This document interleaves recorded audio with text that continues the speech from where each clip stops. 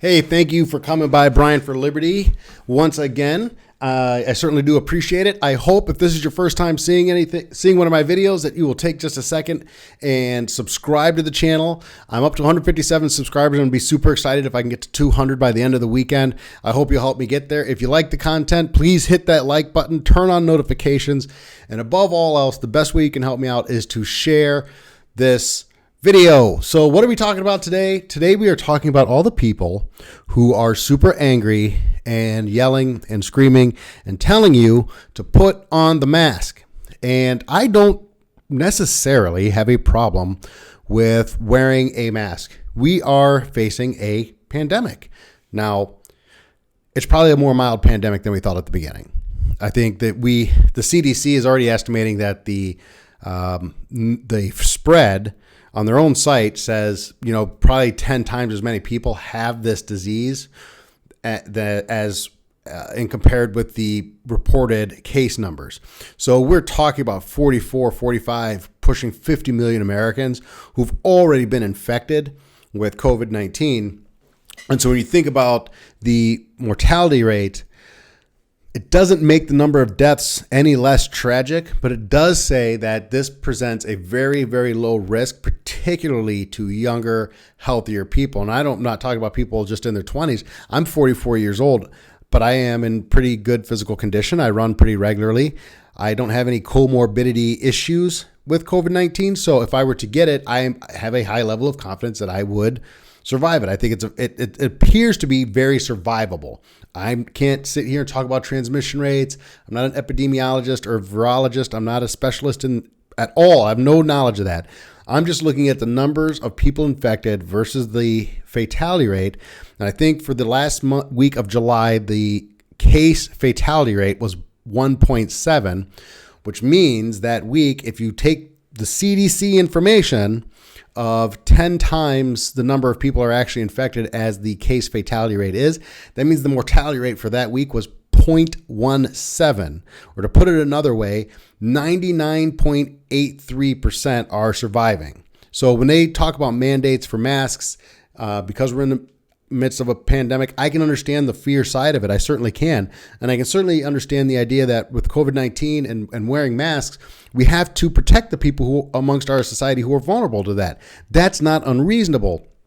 The question is based on the incredibly low mortality rate that we're starting to see COVID-19 have, what measures are we going to say are reasonable? Now, I've got two stories here that really jumped out at me, and I'm trying out some new technology today, so I hope you bear with me. I tested it before the video, but I hope you bear with me. But I got a couple of stories here that I do want to share, and we're going to start where else would you start? But with Florida couple, right? Isn't Florida couple, isn't that who you always have to start with?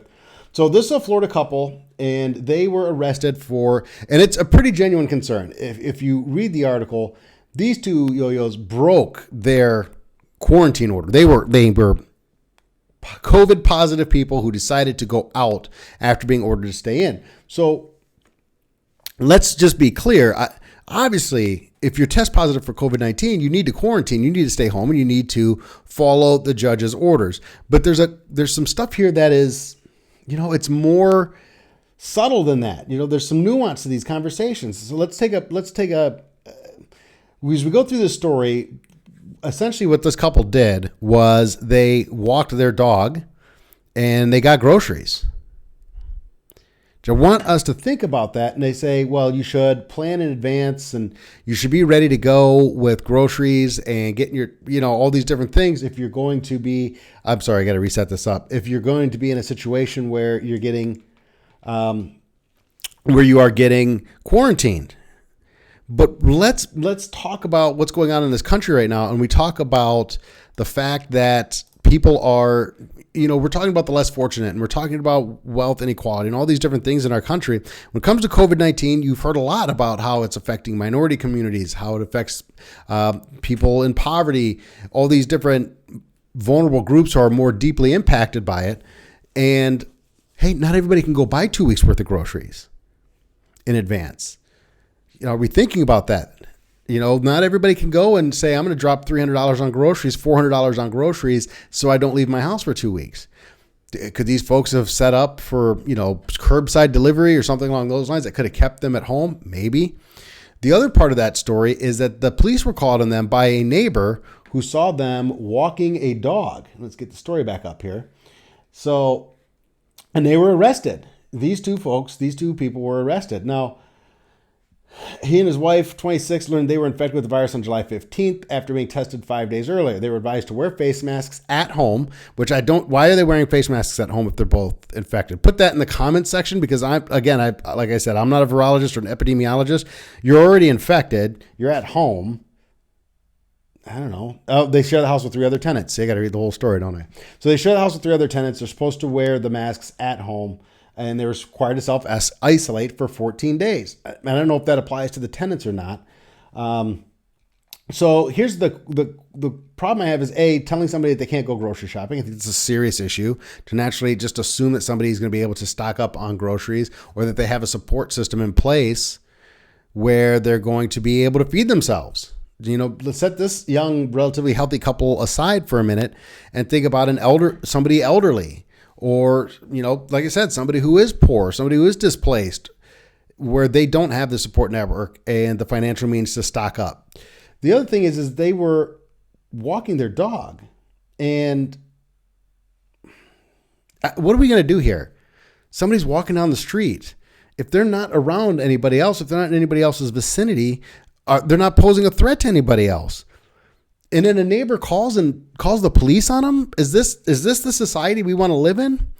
So I bring this story up, and then we'll switch to this one. Hopefully I don't lock up again. This is Los Angeles, where Los Angeles Mayor Eric Garcetti on Wednesday said that he is authorizing the city to shut off utility service to properties where large parties and gatherings are held. Now, the announcement came hours after a city councilman introduced a motion to increase penalties for property owners who hold large house parties in violation of public health orders. So it's interesting here, because under the proposal, penalties for large gatherings could include having water and power shut off, permit prohibitions, and having a certificate of occupancy held or revoked for any large close contact, largely maskless gatherings in direct violation of city emergency orders and county health orders. So what's a large gathering? What's the number? We're shutting off people's utilities, revoking people's permits, holding up certificates of occupancy for people define a large house party. And of course, in order for this to happen, again, let's put another burden on the police department, right? We're going to be calling the police to come and break up these parties and do these things. And I just don't understand so that's, I guess my point is anybody who's dealt with government, first of all, what's it going to take to get the power back on? What's it going to take to get the water turned back on?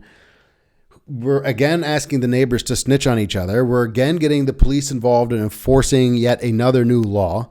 I understand the risk. I understand that we're in a pandemic, but like I said earlier, we've also gotten to the point where we know that this is nowhere near as deadly as we thought it was when we were talking about 4 to 5% mortality rates. Now we're literally in the fraction of a percent when it comes to mortality rates based on the CDC's estimates. And we're going to turn our neighbors into snitches. We're turning people's power off. The other thing is this is very non-specific. It just says a large gathering. Who gets to define what that means? What's a large gathering? Is there a specific number of people? Are there exceptions? We just saw a funeral for a congressman, and there were hundreds of people in close proximity to each other. Is that okay? But who gets to make that decision? A graduation party, a wake. Who's calling the police? So my point is when we talk about masks and you hear people saying, well, it's just a mask, wear the mask, protect each other. There's a reason there's pushback. If you follow the people who oppose the mask wearing mandates and whatnot online, if you follow them, you'll see that they're not just angry about the masks. They're all talking about the slippery slope. They're talking about stories like this. They're talking about possible mandated vaccines. They're talking about possibly having to certify that you've been tested or give your blood in order to travel. These are all things that should concern all of us. And I guess my point is, or in closing, or however you want to phrase it, but at the bottom line is that what I want is, and I think what we all want, is reasonable steps taken to protect the public health. And we all need to understand that I can be concerned about the public health. I can feel great sympathy for the people who have passed away, and I can worry about government overreach all at the same time. And just because somebody's pushing back, they probably have a bigger reason than the inconvenience of putting a mask on.